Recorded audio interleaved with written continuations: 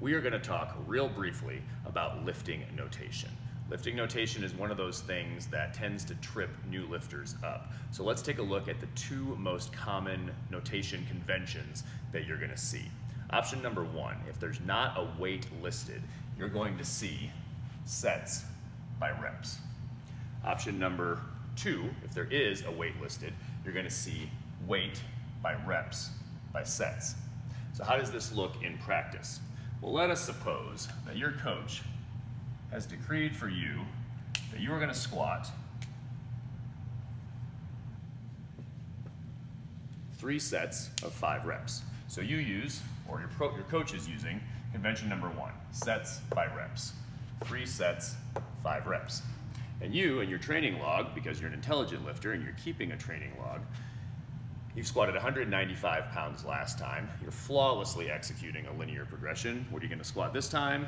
You're going to go up 5 pounds. You're going to go to 200 pounds.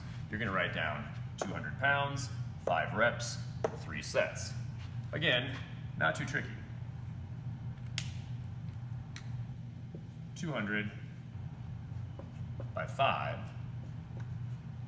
by 3.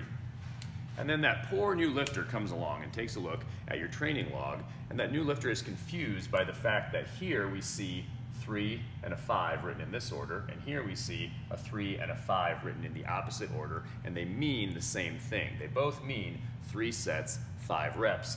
In this convention, we simply have the load also also listed. The new lifter is focusing on the wrong thing. You're not, because you're smart and you know better. But the new lifter is focused on the order of the sets and the reps. Don't keep track of that. You only need to remember one golden rule, and that rule is reps are always second.